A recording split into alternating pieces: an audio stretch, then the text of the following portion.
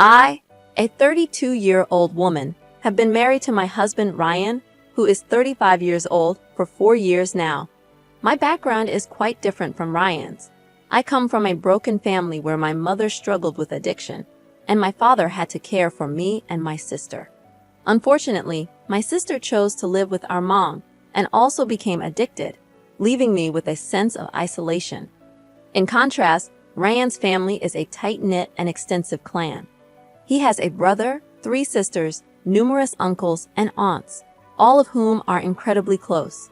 They celebrate Christmas together every year, which is a heartwarming experience. I'm truly grateful not only for Ryan, but also for his family. Ryan and his brother Cole don't always see eye to eye, with some remnants of sibling rivalry, though they generally get along. Their fundamental difference lies in their worldviews. Ryan, coming from a big family, has always wanted to have a family of his own, a sentiment I share. I've never experienced the joys of a large, supportive family and the constant activity in the household. On the other hand, Cole vehemently opposes having children. He and his wife, Ruth, refuse to have kids or even be around them, which has become a major point of contention between Ryan and Cole. Things took a turn for the worse when I became pregnant. While everyone in the family was ecstatic and in celebratory spirits, Ruth and Cole acted as though a great tragedy had befallen me. Their comments were hurtful, suggesting I should plan a farewell party instead of a baby shower because I'd be saying goodbye to my life. They also made insensitive remarks about how I'd become fat and ugly for the rest of my life. Ryan attempted to intervene, but they remained stubborn, so we decided to limit contact with them. Fortunately, Ryan's sisters supported our decision, as they were also fed up with Cole and Ruth's behavior. All 3 of them had kids of their own, and Cole and Ruth were never willing to assist, even in emergencies. My pregnancy was challenging, especially as we were expecting twins, and I battled severe nausea and debilitating swelling in my feet by the end of the 2nd trimester. I used to struggle after walking just 20 meters, gasping for breath. Throughout this challenging period, Ryan had been my rock, offering unwavering support. His sister, Allison, also came to our aid. Among Ryan's 3 sisters, 2 resided in other states. However, Allison, the eldest, lived in the same city as us, and her assistance was a true blessing. Allison herself had a 3-year-old daughter named Sarah, who was an absolute sweetheart. Sarah adored spending time with both Ryan and me and never missed an opportunity to help with babysitting. When my twins were born, our entire family came to celebrate the joyous occasion. However, Cole and Ruth, Ryan's brother and sister-in-law, were notably absent. Despite the help from the rest of the family, managing 2 infants was quite a challenge, but having the support of my family made things more manageable. Then, one night, at 11 p.m., I received a call from Child Protective Services, CPS, informing us that both Ryan and I were required to immediately go to a specific address. I explained that I had twins and at least one parent needed to stay with them. CPS insisted that I come while leaving Ryan with the children, as they had received a report of an unattended child alone in a house a few streets away, and that house belonged to Cole. My mind raced with a million thoughts as I made my way there. Initially, I assumed it was a mistake. I even considered the possibility that one of the 2 had a secret child, but it seemed highly unlikely. Upon arriving at the house, I saw several officers present and a terrified, sobbing Sarah. She was crying so hard that it seemed her lungs might burst. Without hesitation, I rushed to her and embraced her tightly as she clung to me. Sarah's emotional state shocked me. Allison was nowhere to be found, and the CPS representatives began asking me how I knew Zara and if I was aware of her mother's whereabouts. I explained that she was my sister-in-law's daughter, and I was often the one to babysit her in case of emergencies. It left me bewildered as to why Sarah was in this situation. They requested that I call Allison, but she was not answering her phone. Additionally, they inquired with the person who had informed them about what he had witnessed. He explained that he had witnessed a tall woman with short brown hair driving up with Sarah a few hours earlier. My brother-in-law and sister-in-law, Colin and Ruth, were present in the house at that time. According to the witness, he saw them engage in a heated argument for a while, after which Allison left the house in tears. Within an hour and a half, both Colin and Ruth left the house with bags and everything they needed. When the witness inquired about Sarah's well-being, they dismissively told him to mind his own business. This incident occurred around 8 p.m. The witness waited for their return, but when they didn't come back, he decided to call CPS. I was livid. It felt like steam was coming out of my ears. I couldn't believe the audacity and insensitivity of Colin and Ruth. I was also upset with Allison. Why hadn't she called me? Why did she have to leave Sarah with those two irresponsible individuals for such a long time? My anger led me to file a complaint with the police against Colin and Ruth. I didn't care about the consequences. All that mattered was Sarah's safety. When I returned home with Sarah from the police station and shared the details with Ryan, he disagreed with my decision. He insisted that, regardless of their actions, Colin and Ruth were still family, and we didn't know their reasoning behind their behavior. Now, I'm starting to question whether he might be right. I don't have the full story, and my decision to file a complaint might have serious consequences. Despite Sarah's safety, I'm doubting my judgment. Was I too hasty in going to the police without knowing the complete truth? Eventually, we managed to reach Allison. CPS had also contacted her, informing her that Sarah was with them. Allison explained that her husband, Mark, had met with a severe accident, and she had to rush to the hospital. In this emergency, she had contacted Colin and Ruth, asking them to take care of Sarah for just one night.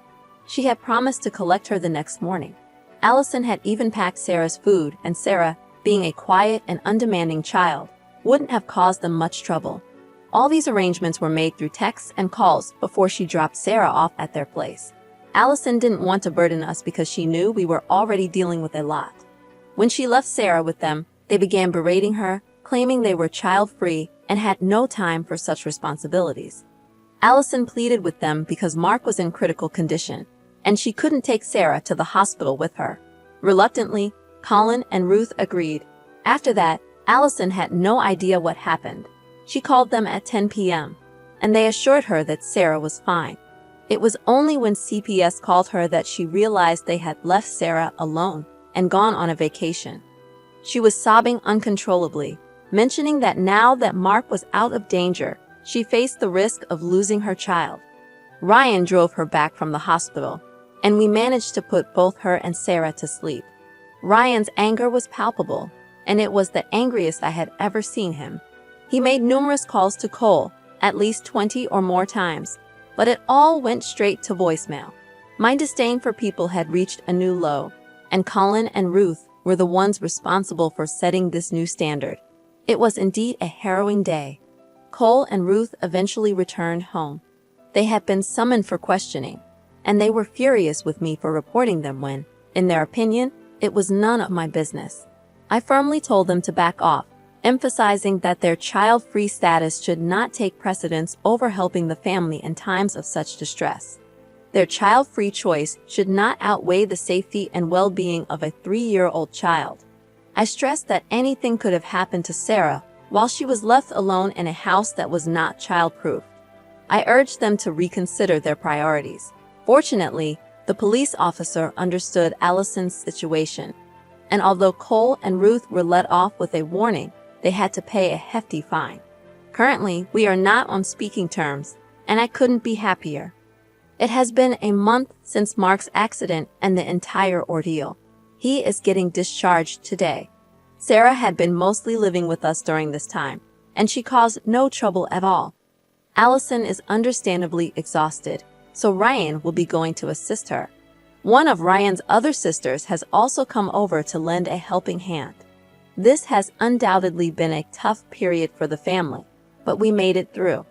Everyone, including my mother-in-law and father-in-law, has distanced themselves from Cole and Ruth. To be honest, they deserve it.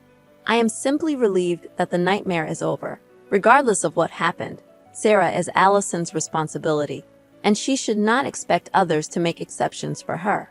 She is the parent, and she needs to be prepared. I completely understand that some people choose to be child-free, but sometimes you do things for others even if it makes you uncomfortable or annoyed. That's how relationships are built and maintained. It's disheartening to see how selfish they have been. You're definitely not the one at fault here. Neither your brother-in-law nor your mother-in-law have acted like rational and responsible adults, and they had this coming. I'm relieved that nothing happened to Sarah, and I feel deeply sorry for Allison. You absolutely did the right thing, Opie. I live in a large apartment complex. One day, as I was heading out with my dog, I needed to take the elevator down. My dog is 8 years old and incredibly well-behaved. She doesn't bark at anyone and has a calm demeanor. She only approaches strangers in public when they signal for her to come to them. She's a medium-sized dog, and I can't imagine anyone finding her intimidating. She is always on a leash when we're outside the house, unless we're in a designated area where dogs can be off-leash. While waiting for the elevator, it arrived, and there were 2 people inside, a female aged 15 to 20 and another female aged 20 to 25. When the elevator doors opened, my dog attempted to enter, but the younger woman inside started shrieking, loudly expressing her fear of dogs. I calmly informed her that the elevator was for everyone, including dogs, and we both stepped inside. As a courtesy, I kept my dog on a very short leash, positioning her behind my legs at the opposite end of the elevator. However, the passenger continued yelling, insisting that we leave. I responded by saying she could take the next elevator as she didn't want to ride with a dog. Despite her protests, she chose to stay, and we had an uneventful 20-second journey to the ground floor.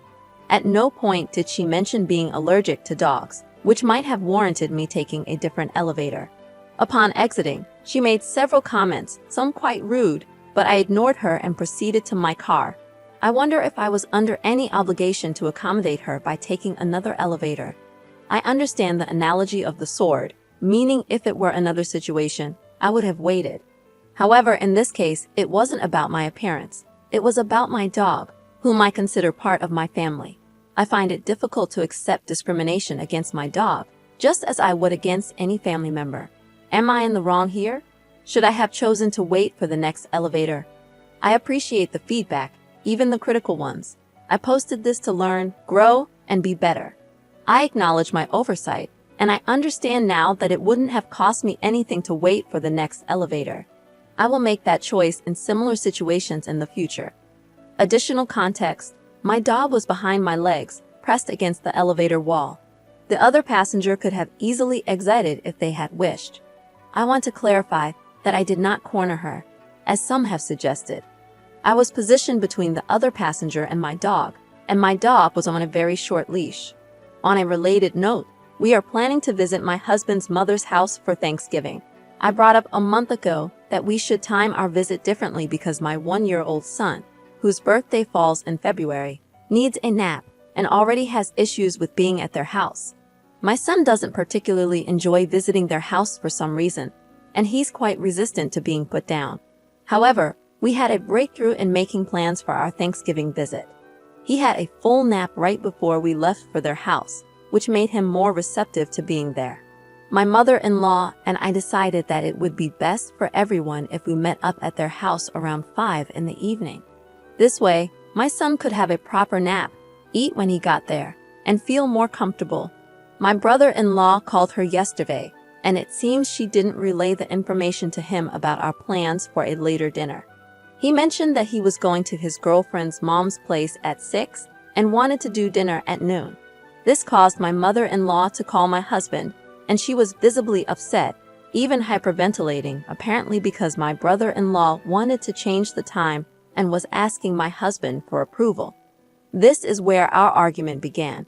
I'm a stay-at-home mom, and my husband works full-time.